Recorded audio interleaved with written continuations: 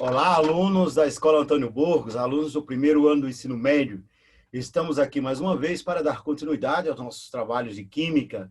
Estamos aí no momento, né, de falar sobre as funções inorgânicas, sobre ácidos, sobre bases, aquela questão dos eletrólitos, na ideia lá do comportamento ácido-base, segundo as ideias lá, segundo a teoria de Arrhenius. E é nesse sentido que nós vamos continuar, né, essa temática. Na aula de ontem, nós fizemos uma abordagem relacionada a esse conteúdo. Hoje iremos falar um pouco mais sobre essa questão de ácido e base, porém focando na questão da nomenclatura, ou seja, a maneira de colocar nome, né, de atribuir nomes a ácidos e a bases, ok? Então vamos lá, eu vou compartilhar o material aqui com vocês, tá certo? E então, dando continuidade, ontem nós estávamos abordando a ideia lá das bases, né? Ficamos aqui nos indicadores, né? Indicadores de ácido base, e então, na continuidade do material, página 517, nós temos aqui a nomenclatura e formulação de ácidos e bases. Pois bem, pessoal, o livro de vocês, como eu sempre falo, é um livro bem contextualizado, um livro que sempre, né, ele traz os conteúdos abordados de maneira bem contextualizada. E isso ajuda na compreensão por parte do aluno, ajuda na compreensão da forma avaliativa que os vestibulares atuais trabalham. Não é? Então, o aluno ele vai ficando, né, mais centrado na maneira como ocorrem as avaliações atuais, que é com base na questão da tecnologia, né, na aplicação do conhecimento científico ao bem-estar humano. E isso implica, inevitavelmente, né, uma questão de contextualidade. Não, não tem como falar do bem-estar humano sem falar do contexto, porque está interlaçado, né, está tudo interligado. E aí, então, dessa forma, nós vamos aqui falar, né, a respeito dos nomes, né, de ácidos, né, de bases, tá certo? De maneira geral, desses compostos. Inclusive aqui, né, na página 517, nós temos, inclusive, alguns nomes, né, de relativo aqui a sais também, né? Que aí também é uma coisa que pode ser abordado tudo em conjunto, porque, afinal de contas, os sais, eles são formados por uma reação de neutralização entre uma base e um ácido. Aí, então, na reação de neutralização entre um ácido e uma base, ocorre a formação de um sal e a formação de um óxido.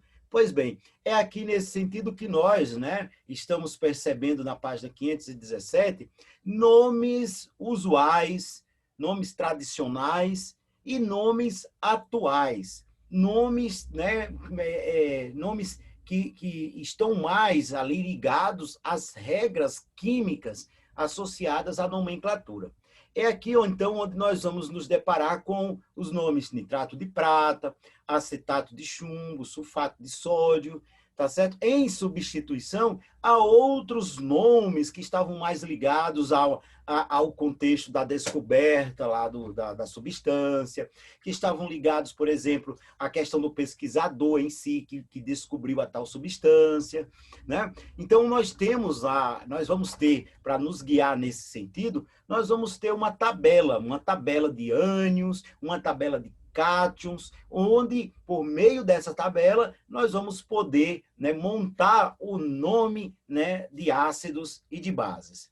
Então, aqui, né, continuando com alguns outros sais, porque está tudo relacionado, pessoal. Ácidos, bases, sais e óxidos, está tudo dentro de um mesmo contexto.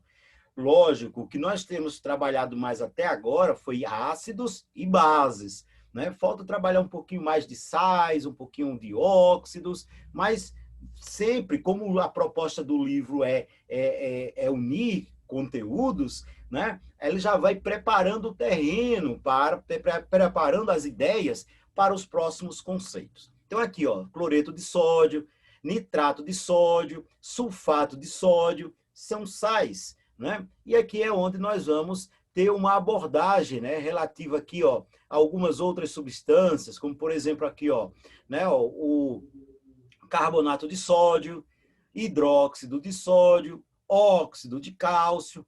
E o interessante, né, é sempre olhar que esses são os principais, são os mais recorrentes em nosso cotidiano. E aí nós vamos tendo sempre uma aplicação, sempre ficar ligado na questão da explicação, da aplicação da substância. É importantíssimo, porque é a forma de unir, né, a química com algum contexto específico. Por exemplo, aqui, ó, né, o carbonato de sódio. Nós temos lá, né, o nome dele lá, né, pelas regras da IUPAC, ó, tá certo? Que é a IUPAC. Olha lá, pessoal, né? Nomenclatura semissistêmica aceita pela IUPAC. Né? Quem é essa IUPAC? A IUPAC é uma instituição internacional, né, de química pura e aplicada. E é ela que rege muito das convenções utilizadas na química, inclusive essa questão de nome, né, de nomenclatura. Então, os nomes oficiais de substâncias passam pelas regras da IUPAC, né, que é a União Internacional de Química Pura e Aplicada. Ok? E aí nós temos, né, barrilha, seria um nome não sistemático, ou seja, um nome, digamos assim, comercial, um nome usual, né? Então, vamos lá. Carbonato de sódio, barrilha, olha para que ele serve, né? Tratamento de água, fabricação de vidro, não é? Então, veja a ligação da química com o nosso cotidiano, pessoal. Tudo é química, tá? Então, tem lá, ó, hidróxido de sódio, NaOH, tá certo? Soda cáustica. Você encontra esse nome soda cáustica num produto lá do supermercado. Soda cáustica. E para que serve? Olha, ele tem diversas aplicações, mas ele é utilizado, por exemplo, na produção de sabão, ele é utilizado em limpezas, para desentupir, né? Não foi colocado aqui, ó, né? Mas ele é muito utilizado para desentupir esgoto, né, aquelas tubulações ali da pia, que podem, de repente, né, ficar entupida ali por resíduos de gordura, né? Coisas orgânicas que vão ali descendo dos resíduos lá, dos pratos que são lavados, né? As cadeias carbônicas lá dos detergentes, dos sabões utilizados, e tudo isso, com o passar do tempo, tende a ir fechando, né, ali, entupindo a tubulação. Pois bem, a soda cáustica, uma base fortíssima, ela tem a capacidade de repente, corroer, ela vai corroer essas substâncias, liberando assim, né, o fluxo ali do material naquela tubulação. Então, ela é muito utilizada nesse sentido. Vale a pena dizer que tem que tomar cuidado se você for utilizar lá a soda cáustica, porque, afinal de contas, ele é corrosivo, ela é corrosiva. Então, tem que ter cuidado na sua utilização. Aqui o óxido de cálcio, olha lá, certo? Calviva, um nome não sistemático, Calviva. Ah, e aqui a aplicação é enorme, né? Ó, construção civil, né? Elaboração lá da argamassa, né? Entra na questão do cimento, né? Indústria farmacêutica, agente branqueador, ou seja, então existe uma grande quantidade de aplicações dessas substâncias químicas. E é isso que o aluno tem que ir ficando atento. Não quer dizer que ele vai perceber de uma única vez a saber tudo, né, das substâncias, não tem como, né? A diversidade aí de substâncias químicas é muito grande, mas ele vai aprendendo, aprende uma aqui, outra ali, vai ligando com né, um assunto ele vai aprendendo algumas, no outro assunto ele já vai aprendendo outras, e quanto mais ele for aprendendo nesse sentido, vai servindo de base para ele poder compreender outras coisas mais. Ok, pessoal. Então vamos lá, nomenclatura e fórmula dos ácidos. Então veja, vamos lá, voltando. A história lá, a ideia dos ácidos, segundo Arrhenius, é aquela substância que, quando colocada em água, libera um único tipo de cátion. Quem é o cátion liberado? É o H+. Então, a liberação de um único tipo de cátion, o H+, vai fazer com que nós tenhamos ali a definição de Arrhenius, né, para o ácido. Isso, a liberação do H+ ocorre aonde? Ocorre em meio aquoso, tá certo? Pois bem, se existe o H+, quer dizer que existe uma parte referente ao ânion, não é? Ali formando o ácido. Vai existir o H+, que é liberado quando a substância estiver em meio aquoso, e vai existir também a questão lá do ânion, né? O íon negativo. É aí onde entra a tabela com aqui, ó, com os íons negativos, tá certo? Ah, professor, tem que decorar o nome desses íons negativos todos? Olha, não vai decorar, né? Mas assim, um ou outro a gente pode marcar, sim, devido à sua maior recorrência em questões, em Enem, em vestibulares, né? Por exemplo, aqui, ó, né, sulfato, né, o SO4 2-, é muito importante, é muito recorrente. Então, é muito fácil, de repente, é muito provável de você encontrar alguns ânions, né, em questões relativas a ácidos, relativas a sais, e esses ânions, eles terminam sendo tão recorrentes, aparecendo tantas e tantas vezes, que você termina decorando-os sem mesmo querer. Por exemplo, aqui, ó, a questão do nitrito, né? Marque aqui, ó, no livro de vocês aí, ó, marque, bota um asteriscozinho, nitrito é importante, né? Cadê o nitrato? Nitrato também é importante. Cadê o nitrato? Opa, cadê? Nitrito. Opa, aqui, ó, nitrato. O nitrito tá aqui, ó, nitrito é importante, né? O nitrato que eu estava procurando já estava com ele marcado aqui, tá certo? Então, alguns são bem frequentes. Tá lá, ó, nitrito, nitrato, tá certo? Cadê? Outro importante aqui também, né? Na coluna aqui, ó, da valência 2, ou seja, de carga 2, né? A valência é a carga.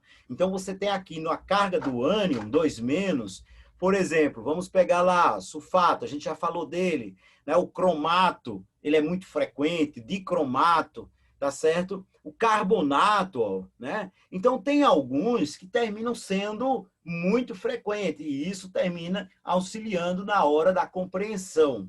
Ok.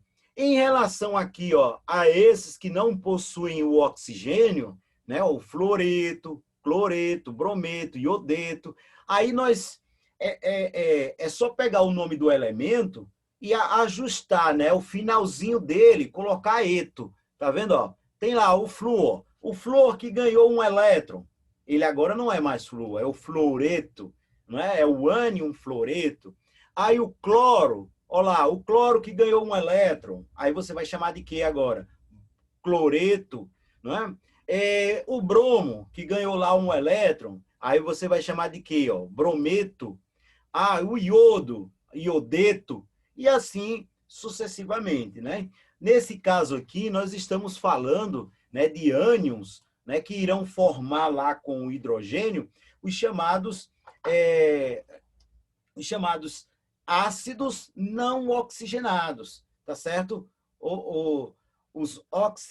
Existem os oxiácidos, certo? Que são os que têm oxigênio. Então, quando você tiver um ácido lá que tenha o oxigênio, nós vimos essa classificação. Aí nós temos lá os oxiácidos. Para os oxiácidos, aí existe uma maior possibilidade de nomes, né? Porque você vai olhar aqui, ó, tá certo? Olha, envolvendo ânions que contenham o oxigênio, né? Tem uma quantidade muito grande. Esse cianeto aqui, ó, não tem o oxigênio, ele é importante também, né? A questão do cianeto, tá certo? Porque ele tem a ver lá com a questão do bloqueio da cadeia respiratória, né? A terceira e última etapa ali da respiração aeróbica, né? Então, isso aí é um pouquinho lá de biologia também. Mas aí nós temos, ok, sufixo dos ácidos e seus respectivos ânions. Ok, vamos lá. Na hora que eu tiver que efetuar o nome do ácido, aí eu vou pegar lá o ânion do ácido. Qual é o ânion que entra na formação lá desse ácido? Por exemplo, aqui, ó, NO3. NO3. Onde é que ele está lá na tabela? É o nitrato. Vamos lá dar uma olhada. Olha aqui, ó. Nitrato. NO3 menos. Ah, professor, mas é o menos, e aqui não tem o menos. Calma, é porque aqui, ó, o menos está sendo neutralizado, né, com o H+ daqui. Né? Então, a molécula como um todo ela é neutra. Bem, mas vamos lá. Então, NO3 é a parte negativa. A parte positiva é apenas o hidrogênio. E aqui nós temos NO3- nitrato. Na hora de colocar o nome, aí veja a tabelazinha aqui, ó. Tá vendo? Nitrato termina em quê? Ato. Pois bem, o ato eu irei trocar por ico. Então, em vez de nitrato, vai ficar nítrico. E o nome do ácido será ácido nítrico. Vamos lá, de novo, pessoal. Bem tranquilo, para que a gente possa entender direitinho essa história, né? Parece complicado, mas não é. Vê, quando eu for colocar o nome do ácido, eu tenho que saber o nome do ânion, da parte negativa daquele ácido. E a parte negativa daquele ácido, certo? Vai estar nessa tabelazinha aqui, ó. Né? Essa tabela tem outros além desse. Essa tabela é, digamos assim, alguns, né? Os mais frequentes. E dentre esses mais frequentes, tem uns que são mais recorrentes. Pois bem, nitrato está aqui, ó. Olha ele lá, NO3- é o nitrato. Olha a terminação, ato. Pois bem, a terminação ato, eu irei trocar por ico. Na hora de montar o nome do ácido, a terminação ato, do nome do ânion desse ácido, eu irei trocar por ico na hora da elaboração do nome. Ah, então eu terei, qual vai ficar o nome do ácido? Ácido nítrico. Se eu tiver lá na tabelazinha dos ânions, olha lá, algum terminado em eto, por exemplo aqui, ó, aqueles que não tem lá o oxigênio, né, ó, fluoreto, cloreto, brometo, iodeto, cianeto, né? Esses aí, esses que terminam lá em eto, eu irei trocar por hídrico, tá certo? Irei trocar por hídrico. Por exemplo, digamos que eu tenha lá o HCl. Deixa eu ver se tem um exemplo aqui dele. Tem não. Né? Tem não. Os outros são com oxigênios que eu vou comentar daqui a pouco. Mas vamos lá. No caso do eto, olha lá, o nome do ânion existente no ácido termina em eto. Logo, na hora de colocar o nome do ácido, olha lá, o nome do ânion lá do ácido termina em eto. Quando eu for colocar o nome do ácido, eu troco o eto por hídrico. Então, vamos pegar aqui, por exemplo, HCl. Aí vai ter lá o nome, ó, o Cl, cloreto. Aí eu troco o eto por hídrico. Aí vai ficar ácido clorídrico. Simples. Onde tem o eto, troco por hídrico. E se terminar em ito, como no caso aqui, ó, do nitrito. Nitrito. Aí, terminando em ito, o nome do ânion, terminando em ito, eu troco, na hora de formar o nome do ácido, eu troco por oso. Então, vai ficar como ácido nitroso. Viu como encaixa direitinho? E aí, vamos dar uma olhada aqui nos exemplos, né? Ó, aqui está explicando a questão do ácido nítrico, que eu expliquei aí para vocês. Né? Na continuidade, tem um outro ácido, ó, SO4 2-. Qual o nome desse ânion? Tá, esse aí foi um dos que eu pedi para você marcar como importante. Ele é o sulfato. Olha lá a terminação do nome do ânion. Ato, sulfato.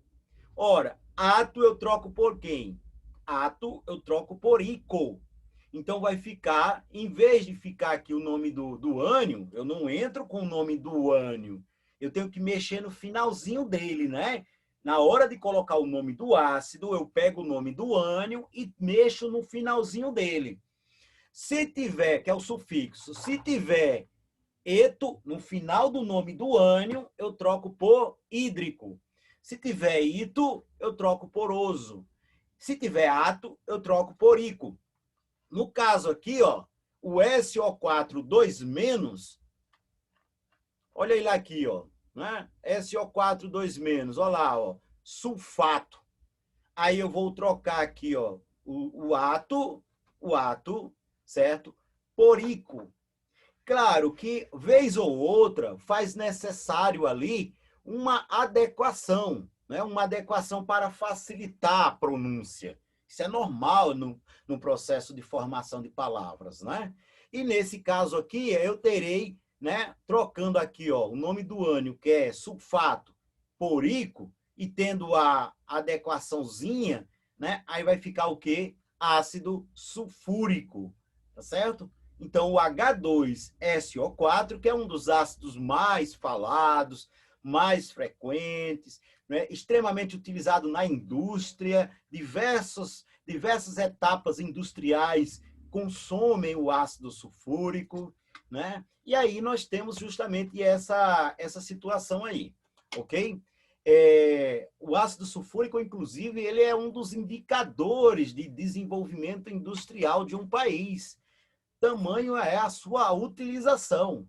Então, ele é tão utilizado que, de repente, ele serve, né? O parâmetro, a quantidade, o quanto de ácido sulfúrico um país consome, serve de parâmetro para crescimento industrial. Claro que não é só esse parâmetro, mas ele é um dos pontos de referência. Aqui, ó, CO3 2-, é o carbonato. Aí já vem, ó, carbonato, ato no final, não é? Vou trocar por quem? O Ico. Né? Olha lá, que é o carbonato. Vamos procurar ele na tabela? Olha ele aqui, ó. CO3 2-, carbonato. Né? Então, se eu trocar aqui, ó, o átomo por Ico, aí vai ficar carbônico. Ácido carbônico. Ah, professor, e 2- aqui. Na hora de montar um ácido, que a gente também vai começar a falar de montagem, né? Que é o que eles chamam de formulação. Ora, para ser ácido não tem que ter o hidrogênio? Pois bem, esses hidrogênios, ó, a presença dos hidrogênios é quem vai neutralizar esses 2- aqui, ó. Então, os hidrogênios, os 2H+, vão neutralizar esse 2 negativo aqui do sulfato. E aí nós temos a formação justamente do ácido, né? Do ácido sulfúrico. Do mesmo jeito que eu tenho aqui, ó, né? No ácido carbônico, eu tenho lá a carga negativa, vai ser neutralizada por hidrogênios. Cada hidrogênio desse aqui é um positivo. Cada um deles é um positivo. E então, para neutralizar as duas cargas negativas do carbonato, eu tenho que ter, lógico, 2 hidrogênios, formando assim o ácido carbônico. Vale a pena dizer, ácido carbônico é o ácido ali, né, que está em equilíbrio químico lá no refrigerante. Quando você abre, né, aí as bolhas lá do refrigerante, elas são justamente resultantes da decomposição desse ácido, né? Ocorre um processo de decomposição com formação do CO2, que são aquelas bolhas que a gente tem quando abre um refrigerante. Vale a pena dizer também que o ácido carbônico, ele faz parte do sistema tampão lá do nosso sangue. Como assim, professor? Sistema tampão lá no nosso sangue. Calma. Sistema tampão é um sistema que evita variações de pH. Né? Aquela história de pH, de acidez, basicidade, de escala que vai de 0 a 14, 7 é o neutro, abaixo de 7, quanto mais próximo do zero, mais ácido, acima de 7, quanto mais próximo do 14, mais básico. Pois bem, o nosso sangue, ele não pode oscilar o valor do pH. Ele admite pequenas oscilações, coisa bem mínima, na verdade. E aí o pH do nosso sangue, 7,4. 7,4. Ele é levemente básico, né? Digamos assim. E para a atividade das diversas enzimas plasmáticas, é necessário a manutenção desse valor de pH, 7,4. 7,7,4 ou 7,40, né? Que o zero aí não chega a ser significativo. Mas vamos lá. Então, 7,40. Ele pode admitir, no máximo, descendo, 7,35. No máximo, subindo, 7,45. Pois bem, Então, para manter no 7,4, existe todo um sistema químico que faz com que ele mantenha-se nesse valor. É aí que nós temos o chamado sistema tampão. O sistema tampão evita variações de pH ali, né, do sistema. No caso do pH sanguíneo, lógico, né, do sangue, pH do sangue. Né? Então, em nosso sangue ocorre uma reação do CO2 produzido por nossas células com água existente na nossa corrente sanguínea. E dessa reação, o que é que nós vamos ter? Dessa reação, nós temos a formação do ácido carbônico. Pois bem, a depender da variação de pH, é formado mais ou menos ácido carbônico. E com isso, ocorre uma correção do valor, uma manutenção do valor do pH. Ok, pessoal? Então, nós temos aqui, né, a questão a nomenclatura, né, esse tema de nomenclatura, na verdade, é aqui para finalizar a parte da nomenclatura dos ácidos, nós falar agora dos hidrácidos, aqueles ácidos que não possuem o oxigênio em sua molécula. Na verdade, nós já falamos sobre ele, né? Aqui, o HCl, o ácido lá que compõe o nosso suco gástrico. Então, tem lá, o HCl. Então, a parte negativa, quem é? É o cloro que ganhou um elétron. Como é que se chama? Cloreto. Cloreto. Pois bem, terminou em eto, troca por hídrico. Olha a tabelinha. Bota lá. Aqui, ó. Terminou em eto, troca por hídrico. Logo, esse ácido aqui, ó, né, do que tem o cloreto, vai ficar ácido clorídrico. Olha lá, ácido clorídrico, né? Ou ainda você pode chamar de cloreto de hidrogênio, mas é muito mais comum você encontrar o nome ácido clorídrico. Então, para todos esses hidrácidos, você vai ter o eto lá no final, e com isso você tem a substituição do eto por hídrico, tá certo? Então, vai ficar ácido iodídrico, ácido bromídrico, ácido fluorídrico, ácido clorídrico e por aí vai. Pessoal, até o nosso próximo momento, onde nós estaremos falando sobre nomenclatura e fórmula de bases. Tchau, tchau. Tchau, pessoal.